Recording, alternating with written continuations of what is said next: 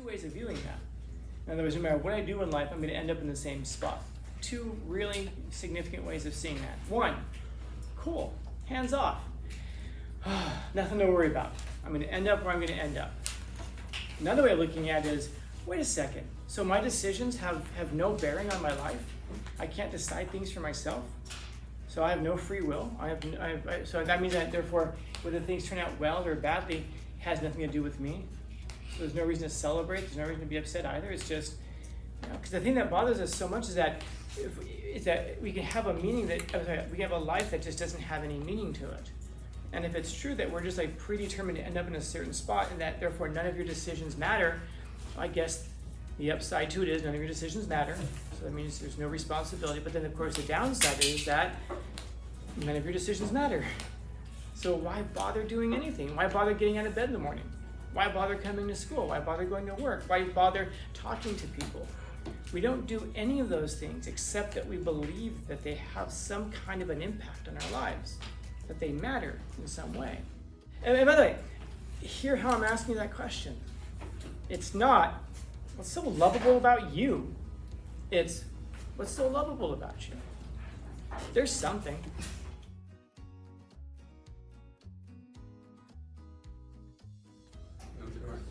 Better than as it was. In other words, you don't try to make a car better unless that means it can be improved upon. So in other words, you have to think that there's some kind of deficiency to it already. Like you don't put headers on your car because you want it to go slower. You put them there because it makes your car faster than what it was before. People modify themselves for the exact same reasons. We look in the mirror and we say, I hate what I see, and so we start to modify ourselves. But we don't modify ourselves in the people I'm thinking of anyway, in attractive ways. We'll modify ourselves in really ugly ways. Like you can't convince me that a person who splits their tongue in half because they want to look like a snake actually loves themselves. That's a person who's doing something incredibly horrendous to themselves because they hate themselves so much. And it's more like a self punishment, you know. So I'm thinking last week in this room it was really hot one day. It was during I think it was my first period class, if I'm not mistaken. I might be wrong. I can't remember the period. But anyway, someone did badly on the journal, and they did badly because they weren't following directions. But it was really hot, so I'm like, let's go out. And he got kind of uppity and was like, well, where did you say that we had to do it this one specific way? And I pointed at the screen, it was right there in the instructions. And he well, when did you send that to us? I said, it's in Jupyter. I sent it 4 times. And he opens up his Jupyter and he goes, how would I find it? So I told him, ERWC journal. And he goes, oh, to his credit, man, this is what I love about certain people. He says, I'm sorry, that's my fault. Like, how hard is that when you make a mistake, to do that? But anyway, so we all go to leave the room because it's really hot in here, and he stays. And I go, are you coming? And he just said, no, I'm punishing myself for having messed up the directions. He genuinely was upset with himself over that. Yeah, and what's funny is that some of you sit there go like, what in the hell, why would you punish yourself? I agree, because you make mistakes. That's too far, to punish yourself for something like that is pretty far out there, man. People we don't hear things, we make mistakes. People are people, But in the same way, people will modify the way that they look as almost a way of punishing themselves. We split our tongue because we feel ugly on the inside, and so we want to make ourselves ugly on the outside. We load up I had a friend, by the way, his name was Lynn. He was in a band. The band got signed, they made their record. He died before the record ever came out, but they went platinum. And then they sold over 1 million copies of the record. He was dead. They never could tour in favor of it. They were like the next big thing coming out of LA. But his whole face was just pierced everywhere. All over his eyebrows, his nose, his face. And I remember one time asking him why, what it is about it. When you look at that, do you plan it out? I asked him, how do you plan out where you're going to get your next piercing on your face? And he said, whichever part of me I hate the most that day. And I laughed, and he just kind of looked at me very seriously. I said, so you do this to yourself because you hate yourself? He says, yes. Very straightforwardly, like there wasn't even a question about that. And so, people will, that's what I was asking, that people will cut themselves. Sure, that's one way of expressing it. But there are other ways too, which is, I find myself so ugly on the inside, or so repulsive on the inside, I want to make myself equally ugly and repulsive on the outside. to express, and that's a dangerous proposition because that's an expression of a hatred towards the world that we're living in. It's not just a hatred of self, it is that, but it's also a hatred of a world that rejects us, even when we do everything we can to be rejected by it. You know, it's like people who get tattoos and then get all offended when people look at them. You know, you got them for a reason. Yeah, fair enough. You probably want to write this one down. Faith is the substance of things hoped for. It's the evidence of things not seen. You might have heard that before. Faith is what? What's that? What is it? Which part? The faith is what? The definition? Faith is the evidence of, faith is the substance of things hoped for. It's the evidence of things not seen. In other words, faith is based off of a belief in something because you have reason to.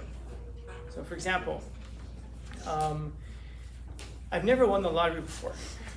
I can't afford the lottery because I think about it, if you don't win, you lose, right? It's the only two options in life. If you play a game, you either win or you lose. And I think about the same thing with the lottery. Like for example, right now there's a Powerball. I think I saw on the sign that's like $2 billion.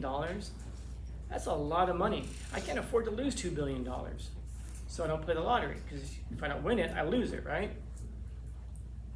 Does that make sense? No, I'm actually losing $1, but you get the idea. I have no reason to believe I'm going to win the lottery. If I have like this, if I develop an algorithm where I win the lottery like every 4 times or so, then I've got a good reason to believe, or to have faith that I can win the lottery. Hope is just that, like a desire for it, like you're saying. It's kind of like it could be a strong desire, but it might be a desire that's not based on evidence. Faith is specifically based on evidence. So for example, you might have faith that when you come in here on Friday, that I'm going to be here. You have a good reason to believe I'm going to be here. What would be your reasoning for believing I'm going to be here? I've been here every day otherwise. That's all. If you have a friend, you might have a friend that you say, like, oh, I hope they're going to pick me up from work today. Could you ask them? But they've never picked you up before. You might say, oh, I hope they're going to pick me up. Versus, oh, they pick me up every Tuesday. So I have faith that they're going to pick me up. Faith is something that you have in a person with good reason. So it's the evidence of things not seen. I ask that because it's kind of like karma. When people say, well, with karma, like they say, I don't believe in God, I believe in karma. Well, you still have that same question though. So what directs the karma? In other words, if you say, well, good things happen to good people, bad things happen to bad people. Okay, there's a lot to wrestle with. So first off, I guess the question is, when something bad happens to a person, I hear them say, well, you know what? I'm not going to get back at them. Karma's going to get them. Well, why did the bad thing happen to you in the first place?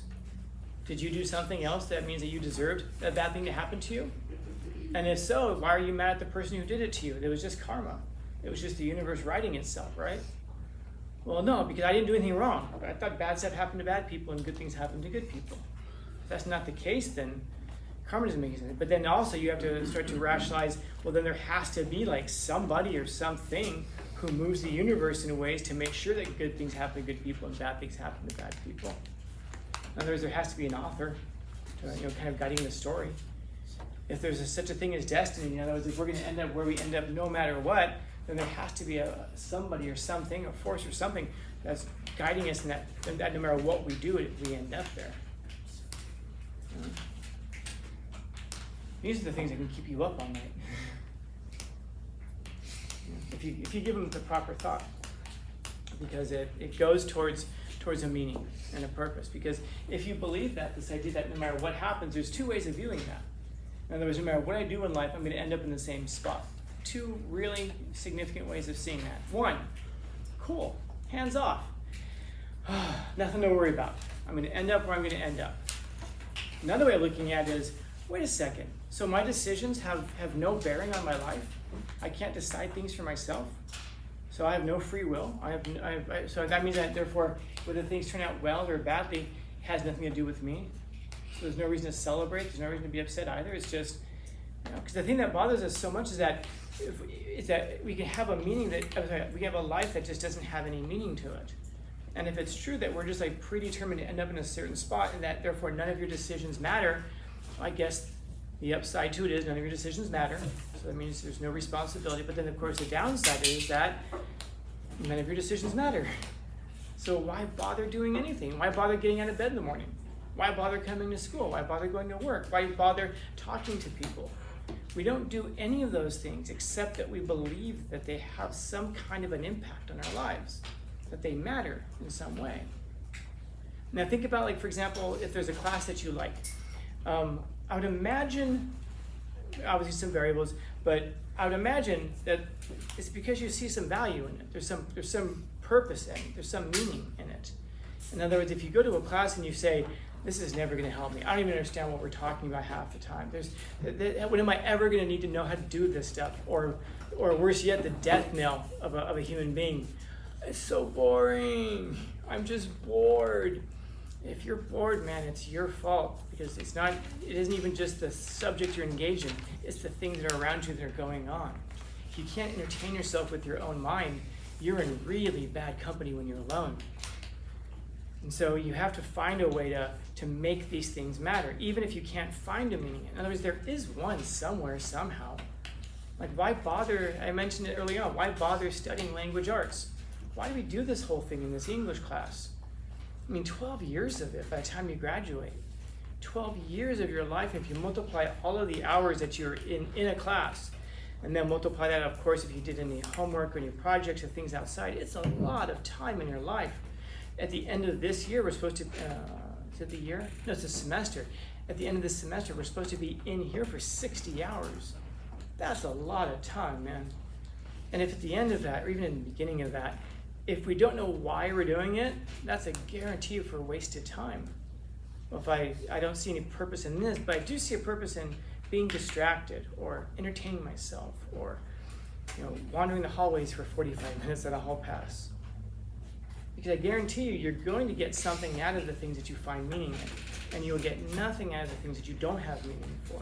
And that doesn't mean there is no meaning. It just means that you're losing the opportunity to have meaning. As a general rule, for example, I can't. You know what geology is? Geology is the study of rocks. Yeah, you're studying rocks. Is there any value at all in studying rocks? Learning. Learning what, though? About rocks. Yeah, well, why? How's that going to help you? Unless you want to hit somebody with it. Oh, don't hit him with that rock. That one's too soft. Hit him with this one. This is a specific kind of rock. Yeah, I don't know. I find no interest in geology. But I think volcanoes are interesting. And wouldn't it be great if we knew more about geology if a supervolcano goes off? If you know what that is, then you know what that is. Yeah. In other words, like plate tectonics. We're studying how earthquakes happen. All that stuff is coming from geology. Now, so the fact that I come and I go, geology's stupid, that's not a reflection of geology, that's a reflection of me. There's something different to, I can see that there's meaning, I can see that some people will find something interesting in it, it's just not me. It's like jazz. Anybody listen to jazz? No. Yeah, you're a good man then. Jazz sucks. I shouldn't say that. Jazz, I can respect jazz. I don't like it, I'll listen to it. Oh, how about reggae? Reggae sucks, all right? It's okay, you're in a safe place. You can admit that reggae sucks. Any music that you have to get high to appreciate sucks. Now you might say, you just don't appreciate it. Maybe. But that's the thing. So if I walk in with the attitude that reggae sucks, am I ever going to enjoy reggae? Yeah, and I'm shutting myself off, though, from an avenue of music that I otherwise could find really, really interesting. Because I just walk in there convinced it's going to suck no matter what, no matter what, no matter what. It's the same for any kind of experience in life. Country music. What's that? Country music. Country music's dope. You know what's funny is I dress like this, I don't even listen to country music. I have a, interestingly enough, I have a playlist on my on Spotify called Country Kind of Stuff, and what's on there is like Redemption Song from Bob Marley and stuff like that. It's not even country. All I mean by that is, it's not distorted guitars. It's just other music. That's all I mean by that. But I don't know. I feel like there's probably value in almost anything that we can kind of see the value in. In other words, it isn't that it's not there, it's that we fail to see the value in it. Maybe it's in, like I said, a subject. If you don't see a value in it, or or people even. If you don't see value in certain people, it doesn't mean that value's not there. It just means that we're failing to see it. And so the more that we kind of force ourselves into, I don't want to hear it, I don't want to see it, the more, the less fulfilling our lives can be, because we promise ourselves that we're not going to get anything out of a lot of life. How do we get that value? You gotta find it. So that's a hell of a question, actually. It's a really good question. He asked me, how do we get the value in it? One of the things, first off, is to recognize there is something valuable there. How do I know, for example, good example, how do I know that reggae, which is my least favorite form of music, how do I know that there's stuff in there that's meaningful? Because some people like it. All right, is it that hundreds of millions of reggae fans around the world are all crazy? No, they're just high, so they don't know. No. It's not that they're just stupid. It's not that they're just crazy. It's not that they're just high. I have to be able to be humble enough to look at it and say, I'm just missing something. It was created for a reason. Yeah, it's there for a reason. It's expressing something for a reason. Every form of art is expressing something for a reason. Every subject that you can study, whether it's in school or not, has been valuable in some way. And so a big part of it is to stop and ask myself, why is this useful? How is this useful? How could I use this? Like, for example, in a few weeks when we get back from break, we're going to be looking at psychopathy. So right now we're looking at why we are the way that we are, our origins. We're looking at our lore. The article that we're supposed to be working on right now, when we're working on it, is why am I the way that I am right now, and how can I therefore overcome the trauma? That's the series of articles that we're looking at. Because how is it that we can? How is it? What are the results of not examining ourselves? I mean, look around the world, man. We have a whole world full of people who don't examine themselves. We have a whole world full of people who just sit there and go like, it's too much thinking. It doesn't matter. Nothing matters. And how much doesn't matter? It doesn't matter. It doesn't matter. It has to pile up before you finally look at your life and say, holy shit, my life doesn't matter. Except in some narcissistic way, like, oh, it's mine. Yeah, but then you intuitively know if you're saying that 8 billion people, yours doesn't matter. And so it's a process of looking at the things and trying to find in there what's useful, what's valuable, what is it in here that's interesting. I mean, think about that. Like, everybody you hate, somebody loves. So what do you think is more likely? That you're missing something, or that the people who love them are missing something? In fact, screw it. Everybody in here who's loved, which I imagine is all of you to some extent, is also hated by some people or someone. So why the difference? And are you failing to see what it is in a person that's so lovable? Okay, forget that. Are you failing to see in yourself what's so lovable?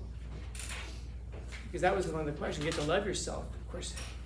And do you express it? Did you love yourself? That's why I was asking earlier, what is it? How does that express itself, like a self-hatred? Because when a person hates themselves, you can see it manifest in them. You can see it. They treat themselves in a way that they intentionally almost like ostracize themselves. They do things that make themselves more more marginalized. They do things that make themselves more of an outcast. It's a 5-year-old stomping their foot. You don't accept me? Well, that's then I'm going to do everything I can to not be accepted. You didn't accept yourself, which is why people around you didn't accept you. But then you're going to blame the rest of the world when it's this cycle of it. Or it could be the opposite. That's your choice. Which way do you go? Does it mean that you therefore have to wait till you love yourself before you do good? No. Maybe part of the reason that you don't love yourself is because you don't feel like you're any good. So how do you fix that? Do some good stuff. There will be an example of something good that a person could do.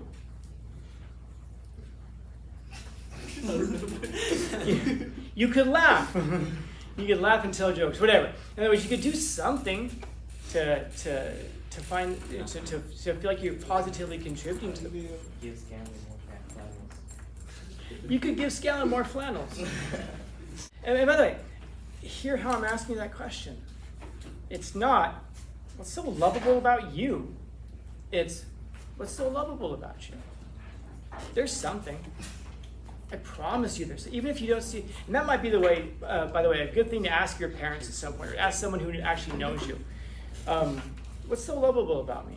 And what do you mean what's all everything? That'll be the actual answer. Great. If it's everything, let's make a list. Because it's hard. None of us sees ourselves with it we are. People see us completely different from ourselves. There's this great commercial. I saw it one time. It's on YouTube. You can go watch it. It's from the soap company Dove, and they brought women in and they sat them down and they had like a sketch artist and they asked women, describe what you look like. And so the women are describing themselves, and then they would show them and go, is this what you look like? And the women looked at them and were like, yeah. And then they bring it back. Well, they were ugly pictures. The women all looked really ugly. They were hideous. Yeah. So far, so good.